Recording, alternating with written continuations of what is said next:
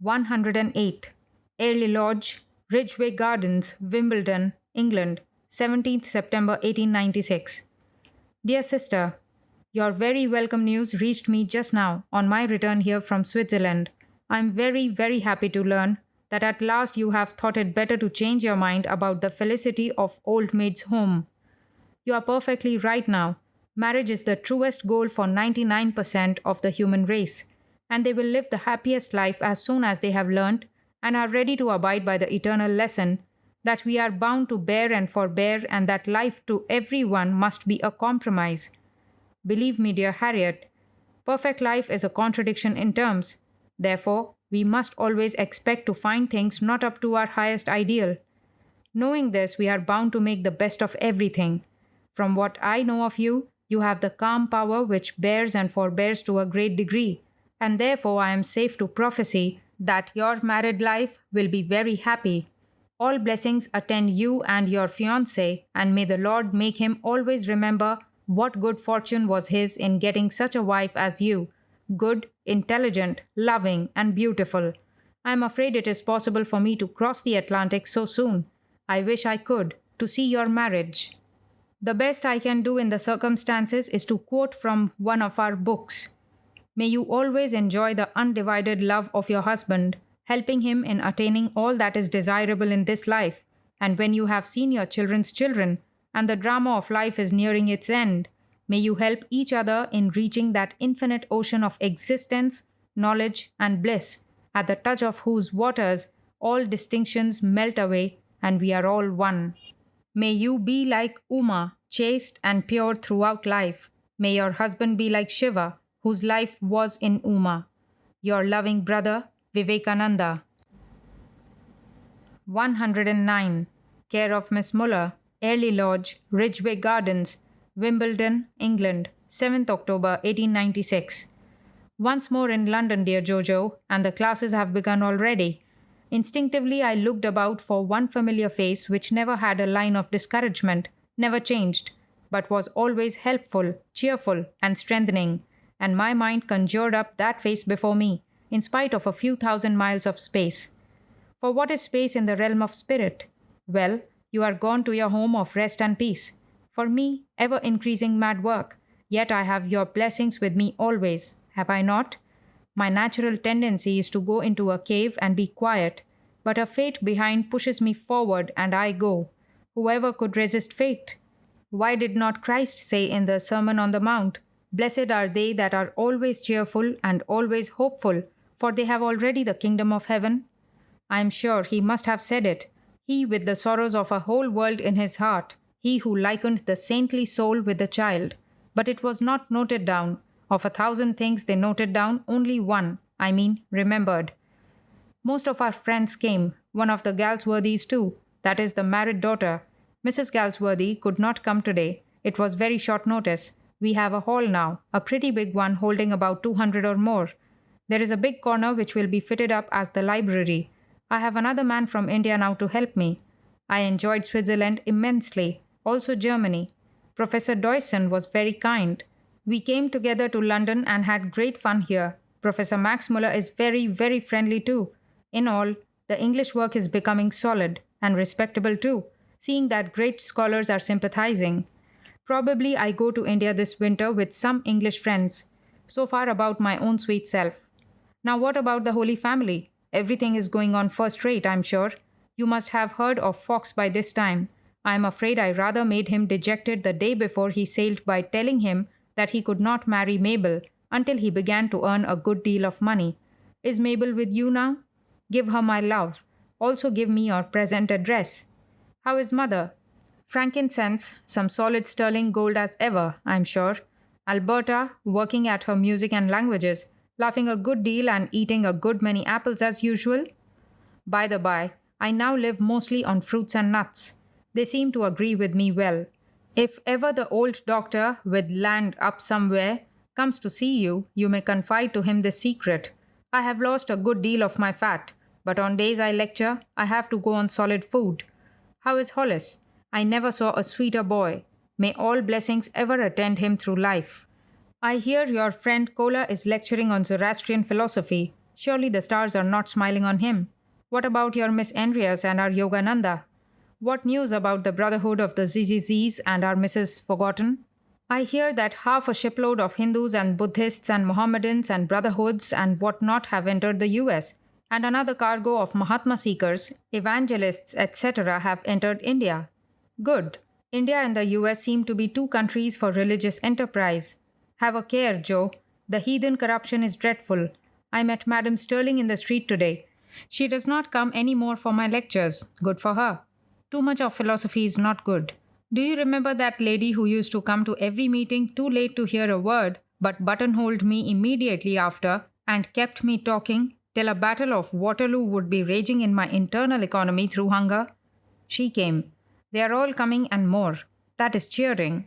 It is getting late in the night. So good night, Joe. Is strict etiquette to be followed in New York too? And Lord bless you ever and ever.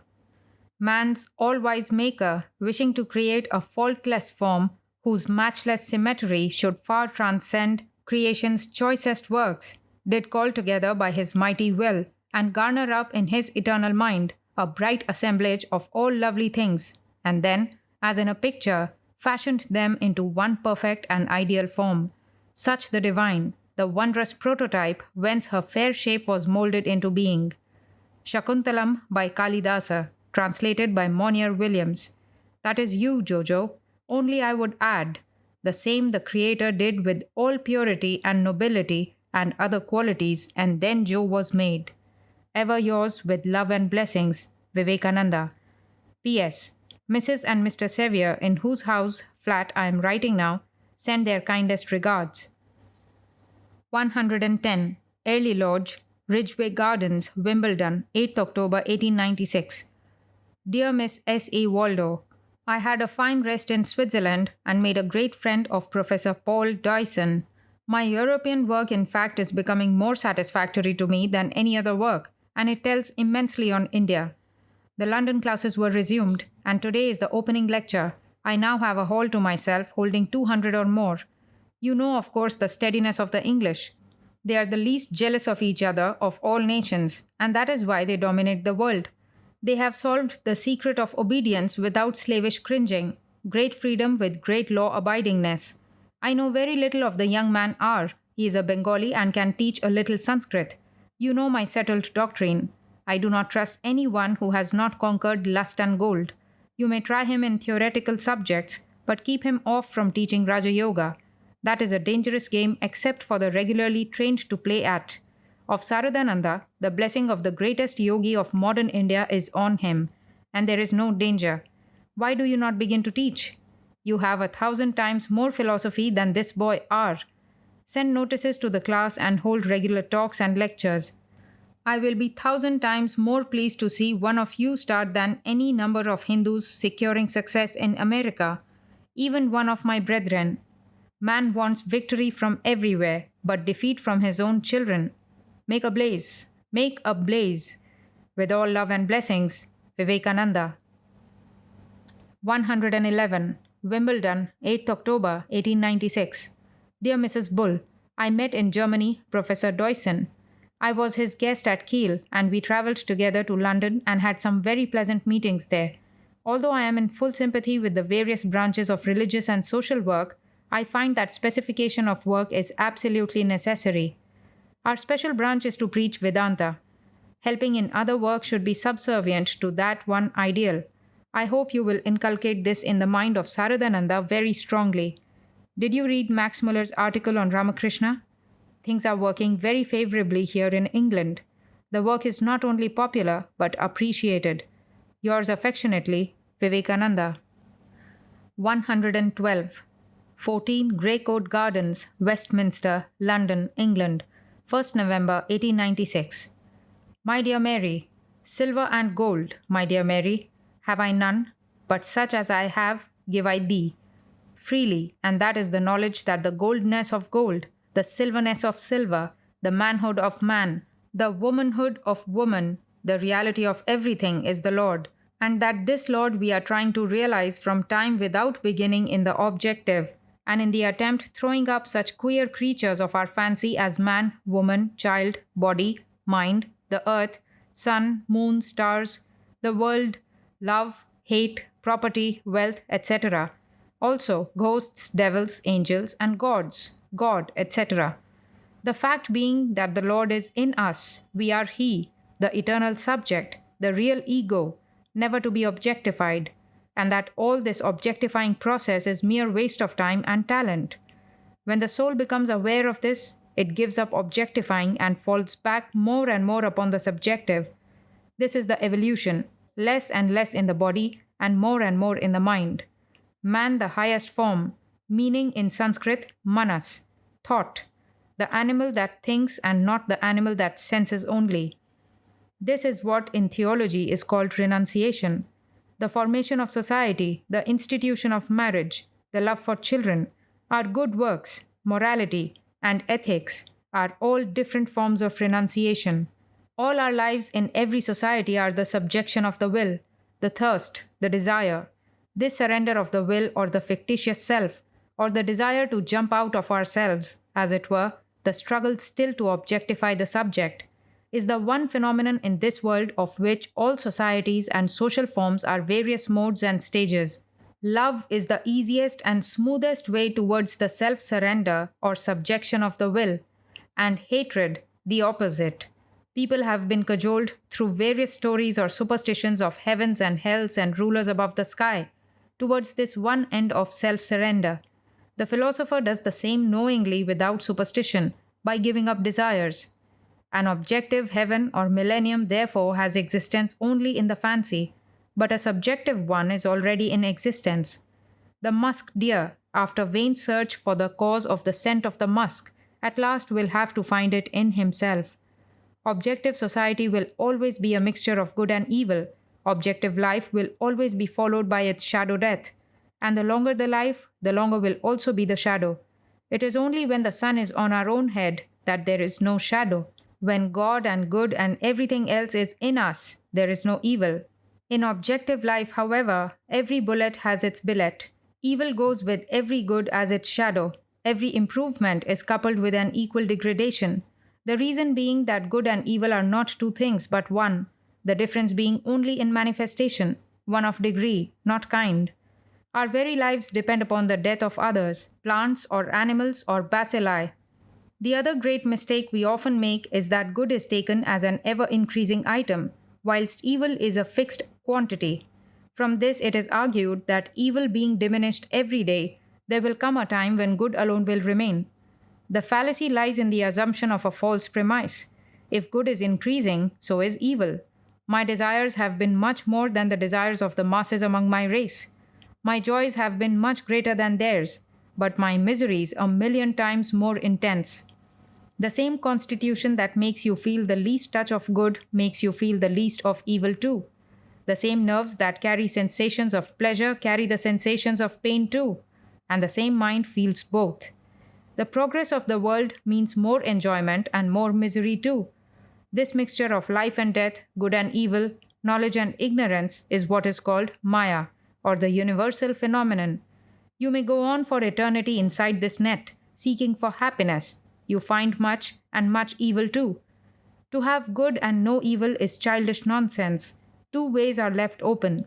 One by giving up all hope to take up the world as it is and bear the pangs and pains in the hope of a crumb of happiness now and then.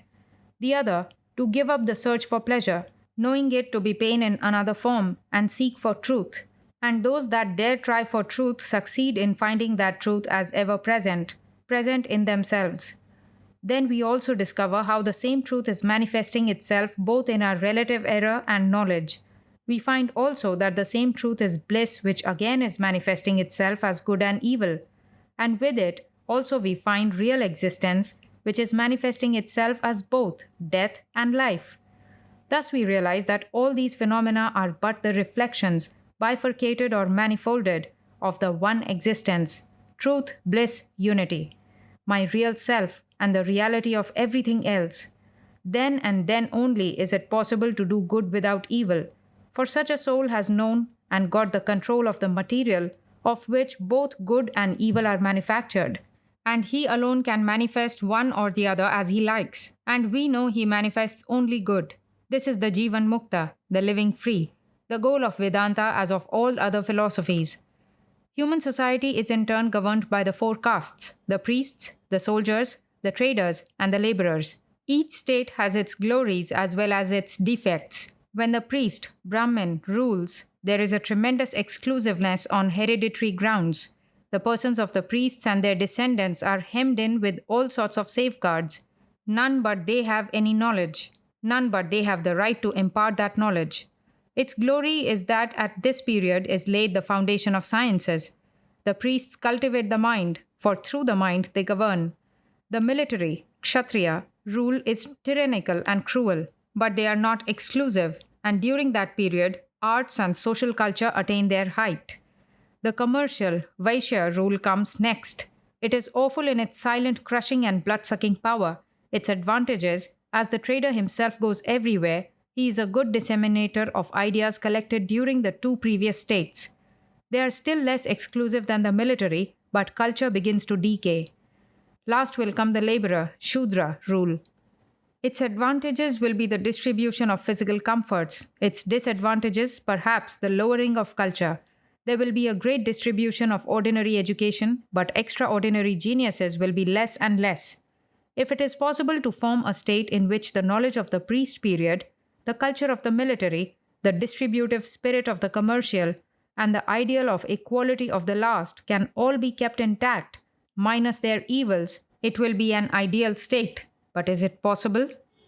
Yet the first three have had their day. Now is the time for the last. They must have it. None can resist it. I do not know all the difficulties about the gold or silver standards. Nobody seems to know much as to that. But this much I see, that the gold standard has been making the poor poorer and the rich richer. Brian was right when he said, "We refuse to be crucified on a cross of gold." The silver standard will give the poor a better chance in this unequal fight. I am a socialist, not because I think it is a perfect system, but half a loaf is better than no bread. The other systems have been tried and found wanting. Let this one be tried. If for nothing else, for the novelty of the thing. A redistribution of pain and pleasure is better than always the same persons having pains and pleasures. The sum total of good and evil in the world remains ever the same. The yoke will be lifted from shoulder to shoulder by new systems, that is all.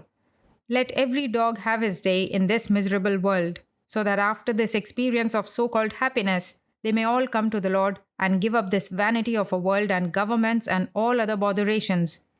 With love to you all, ever your faithful brother, Vivekananda. 113. Greycoat Gardens, Westminster, London Southwest, 13th November 1896. Dear Mrs. Bull, I am very soon starting for India, most probably on the 16th of December. As I am very desirous to see India once before I come again to America, and as I have arranged to take several friends from England with me to India, it is impossible for me to go to America on my way.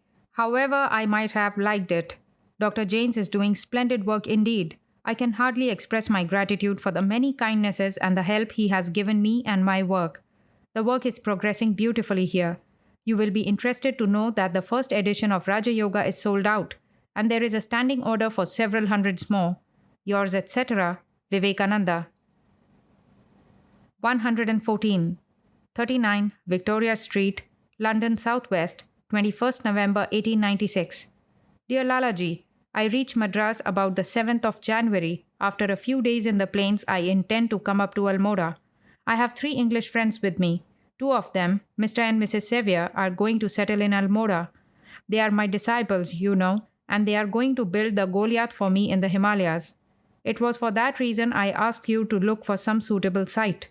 We want a whole hill, with a view of the snow range, all to ourselves. It would of course take time to fix on the site and complete the building. In the meanwhile, will you kindly engage a small bungalow for my friends? The bungalow ought to accommodate 3 persons. I do not require a large one. A small one would do for the present. My friends will live in this bungalow in Almora and then go about looking for a site and building. You need not reply to this letter, as before your reply will reach me, I shall be on my way to India. I will write to you from Madras as soon as I reach there. With love and blessings to you all. Yours, Vivekananda. 115. Care of E. T. Sturdy, Esquire, Highview, Caversham, Reading, 1896. Dear, can anything be done unless everybody exerts himself to his utmost? Udyoginam Purusha Simhamupaiti Lakshmihi, etc. It is the man of action, the lion heart, that the goddess of wealth resorts to. No need of looking behind. Forward. We want infinite energy, infinite zeal, infinite courage, and infinite patience. Then only will great things be achieved. Yours affectionately, Vivekananda. 116, 39 Victoria Street, London Southwest, 28th November 1896. Dear sisters, I feel impelled to write a few lines to you before my departure for India. The work in London has been a roaring success. The English are not so bright as the Americans, but once you touch their heart, it is yours forever. Slowly have I gained, and it is strange that in 6 months' work altogether, I would have a steady class of 120 persons apart from public lectures. Here everyone means work, the practical Englishman. Captain and Mrs. Sevier and Mr. Goodwin are going to India with me to work and spend their own money on it. There are scores here ready to do the same. Men and women of position, ready to give up everything for the idea, once they feel convinced. And last, though not the least, the help in the shape of money to start my work in India has come and more will follow. My ideas about the English have been revolutionized. I now understand why the Lord has blessed them above all other races. They are steady, sincere to the backbone, with great depths of feeling, only with a crust of stoicism on the surface. If that is broken, you have your man. Now I am going to start a center in Calcutta and another in the Himalayas. The Himalayan one will be an entire hill about 7,000 feet high, cool in summer, cold in winter. Captain and Mrs. Sevier will live there, and it will be the center for European workers, as I do not want to kill them by forcing on them the Indian mode of living and the fiery plains. My plan is to send out numbers of Hindu boys to every civilized country to preach. Get men and women from foreign countries to work in India. This would be a good exchange. After having established the centers, I go about up and down like the gentleman in the book of Job. Here I must end to catch the mail. Things are opening for me. I am glad, and I know so you are. Now all blessings be yours and all happiness. With eternal love, Vivekananda. P.S. What about Dharmapala? What is he doing? Give him my love if you meet him. 117, 14 Greycoat Gardens, Westminster, London Southwest, 3rd December 1896. Dear Alberta, herewith I enclose a letter of Mabel to Jojo to you. I have enjoyed the news in it very much, and so I am sure you will. I am to start from here for India on the 16th, and to take the steamer at Naples. I will therefore be in Italy for some days and in Rome for 3 or 4 days. I will be very happy to look in to say goodbye to you. Captain and Mrs. Sevier from England are going to India with me, and they will be with me in Italy, of course. You saw them last summer. I intend to return to the US and to Europe thence in about a year.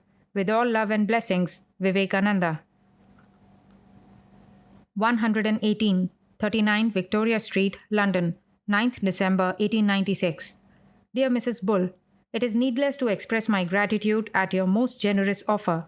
I don't want to encumber myself with a large amount of money at the first start, but as things progress on, I will be very glad to find employment for that sum. My idea is to start on a very small scale. I do not know anything yet. I will know my bearings when on the spot in India. From India, I will write to you more details about my plans and the practical way to realize them. I start on the 16th, and after a few days in Italy, take the steamer at Naples. Kindly convey my love to Mrs. Vaughan and Saradananda and to the rest of my friends there. As for you, I have always regarded you as the best friend I have, and it will be the same all my life. Yours, Vivekananda. 119, 13th December 1896. Dear Frankincense, so Gopala has taken the female form. It is fit that it should be so, the time and the place considering. May all blessings follow her through life. She was keenly desired, prayed for, and she comes as a blessing to you and to your wife for life. I have not the least doubt. I wish I could come to America now, if only to fulfill the form, the sages of the East bringing presents to the Western baby. But the heart is there with all prayers and blessings, and the mind is more powerful than the body. I am starting on the 16th of this month and take the steamer at Naples. Will see Alberta in Rome surely. With all love to the Holy Family, yours ever in the Lord, Vivekananda.